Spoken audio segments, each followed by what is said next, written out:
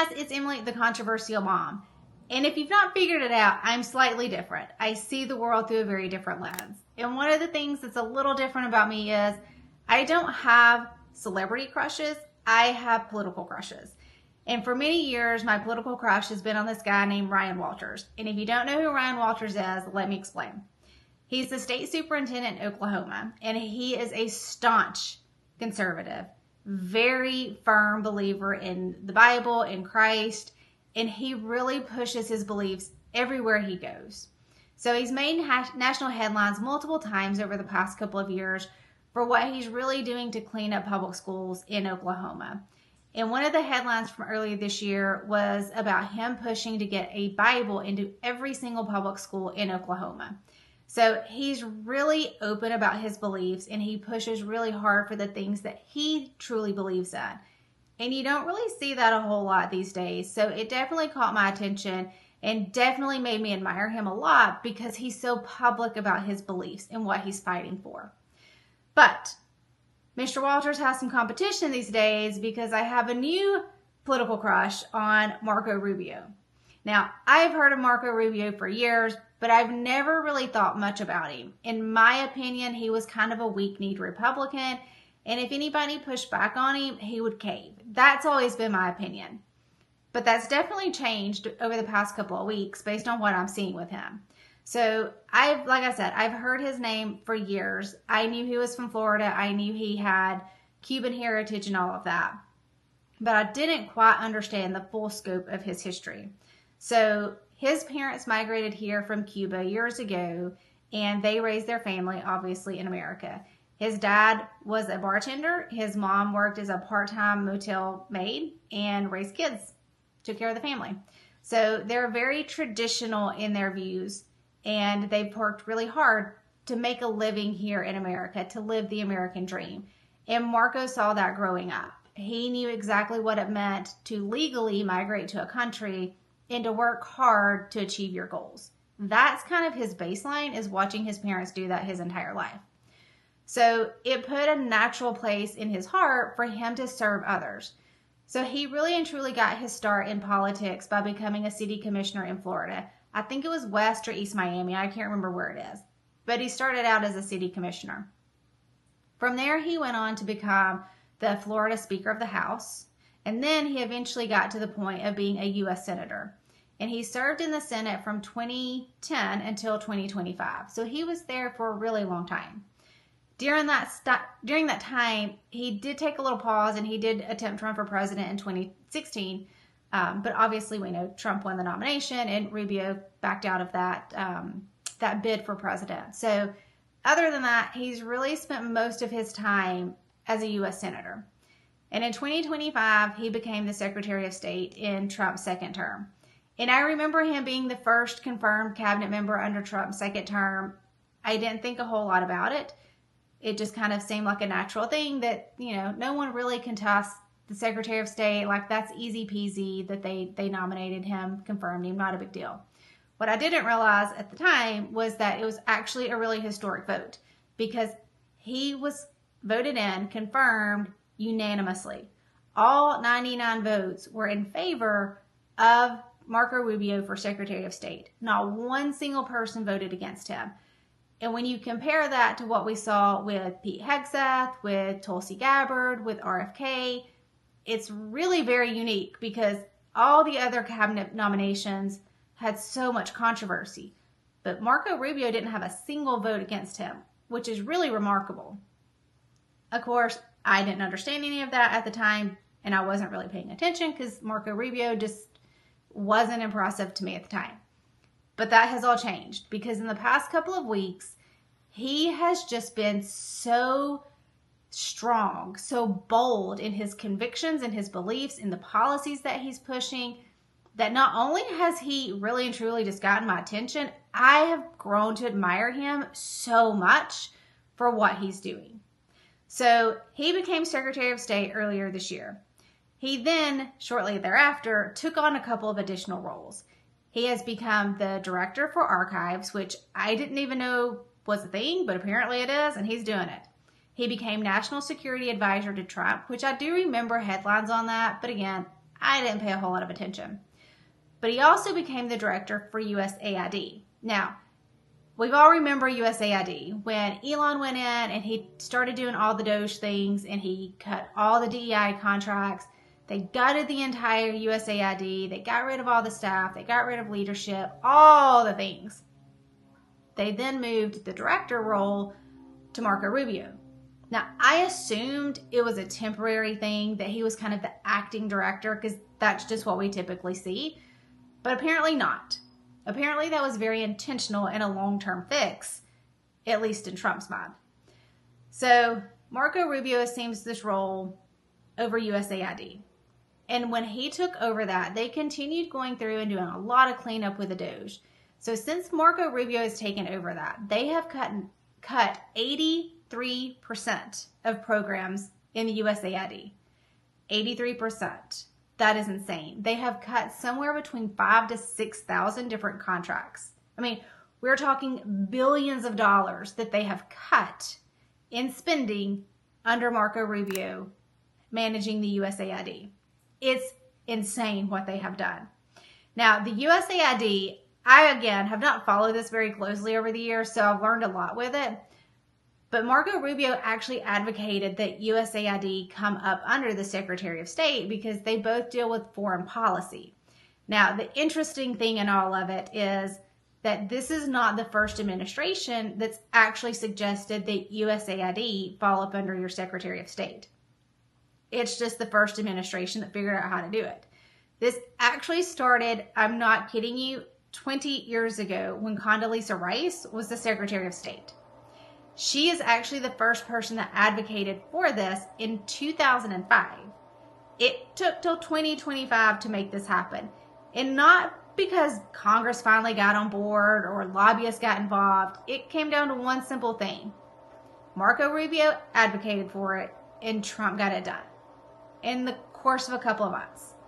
So what our government couldn't figure out how to do in 20 years, Marco Rubio and Trump fixed in a couple of months. Let that sink in. So Marco Rubio has been doing amazing things with USAID. He's been cutting tons of waste. So something big happened in the past couple of weeks. He actually had his first hearing on the Hill, and I can't really figure out if it was a Senate hearing, a House hearing. Maybe it was both. I don't know. He was in front of a lot of people answering a lot of questions.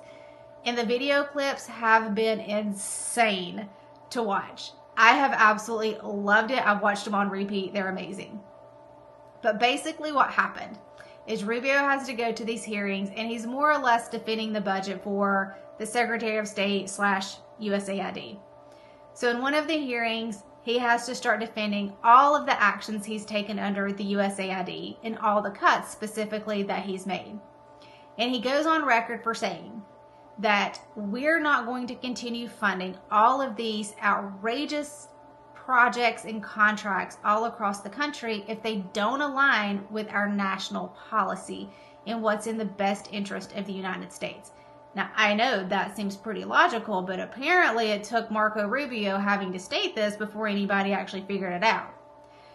So he kind of gives some examples that we've seen with the Doge cuts, that we're no longer going to fund, the gay Sesame Streets in Afghanistan because that doesn't align with the best interest of our country.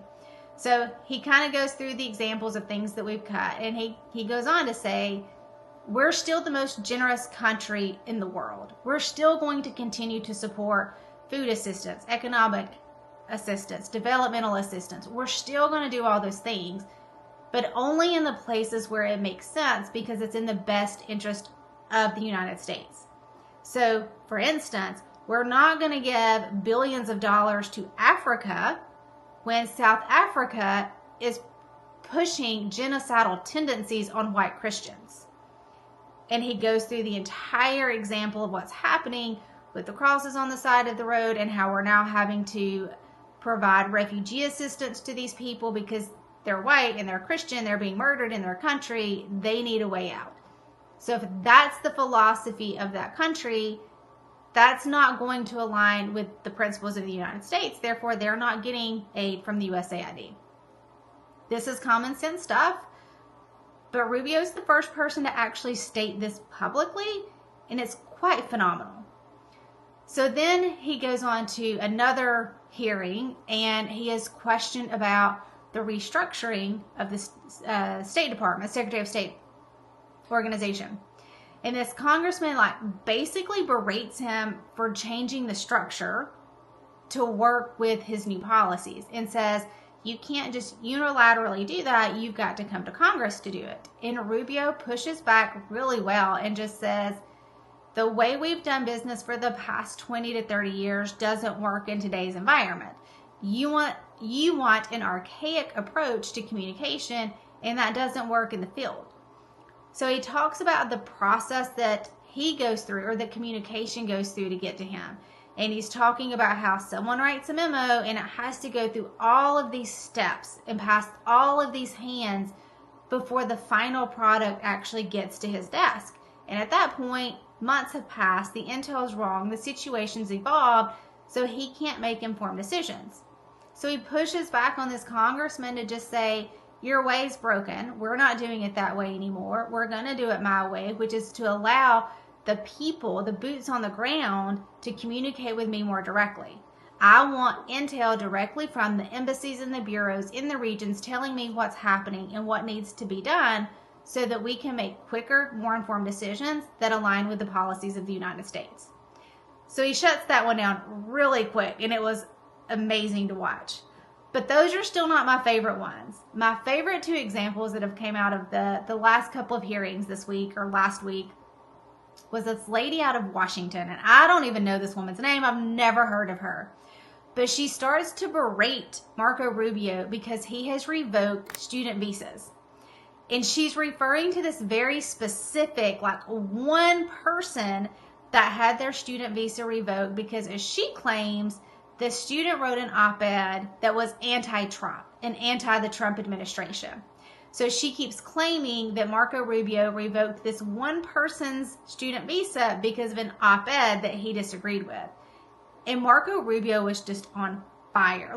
This is truly the turning point for me with him. He completely ignores everything she says. He just says, everything you said is a lie. None of that's true, except for the fact that I did revoke student visas, and I'll do it again, and I'll do it again, and I'll do it again. Because when people file a student visa, they're saying they want to come here and learn. It is a privilege to have a student visa to our country. It is not a right, and I will take that privilege away if I so choose. And I'll do it 1,000 times if I want to. We're not going to allow people to come into our country, lie about why they're coming, turn in to social justice warriors, go take over campuses, destroy property of the universities, and fight for causes that are against the policies of the United States. It was amazing. Literally, he torched this woman because of the lies that she was saying. And he used it as an opportunity to just put her in her place and say, yeah, I revoked the student visas and I'll do it 1,000 times more. And if y'all want to complain about it, pound sand. I don't care. We're going to do what's right for our country. Completely unapologetic, completely bold in his stance. He was not backing off 1 second. He made a decision and he stood by it. And it was amazing to watch him push back on this lady. But then the best one of all was the guy out of Maryland. So if y'all remember, it's really not been that long ago, the whole Maryland dad issue where this gang member got deported and the left claimed that it was a mistake. He shouldn't have been. It was all nonsense. The guy was an MS-13 gang member. He got deported because he should have been deported. But there was a senator out of Maryland, Van Hollen, I think is his name. If you remember, he's the guy that went down to El Salvador to meet with this gang member and pretend to care and protect him and all the things. He made a huge media spectacle out of the whole thing. So this guy starts grilling Marco Rubio during the hearings in the past week or so. And he says to Marco Rubio, I regret voting for you. You're not the Marco Rubio that I thought you were. You're not the Senator Rubio that we saw for years. This version you've turned into is not what I voted for. And I want to personally tell you, I regret voting for you. And without missing a beat, without missing a beat, Marco Rubio leans forward to the mic and says, well, Senator Van Hollen, If you regret voting for me, then that means I'm doing everything right and that I'm doing my job.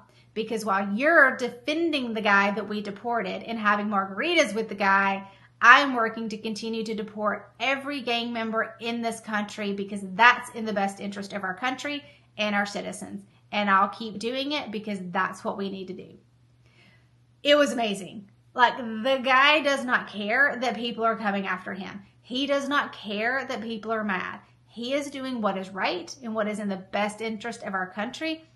And I never thought that Marco Rubio would be the guy to do it. I've always thought he was a squishy Republican that just really and truly wouldn't stand firm.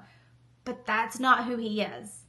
He is an amazing leader fighting so hard for our country, and it's so exciting. Like, I love it. So all the memes that are going up around 2028 being a Vance Rubio ticket that I first dismissed, I am all for it right now. Like, if this is who Marco Rubio is, by all means, a Vance Rubio ticket in 2028 would be phenomenal. We probably would make liberal heads explode, but that's kind of a win, I think, in the end. So I am all for this Vance Rubio ticket right now. So Marco Rubio, you have become my new political crush. I'm going to do everything I can to figure out how to get him here in Huntsville in the next year because I just think he's amazing and I think more people need to hear him and understand who he is. So keep your eyes open, people. I'm hoping to bring you here because we need more Marco Rubios in our state and definitely in our country. So that is why Marco Rubio is now my #1 political crush, and I will continue to track him for years and months to come because I'm just admiring him so much for all that he is doing. So thanks for coming, guys. As always, I will see you next week.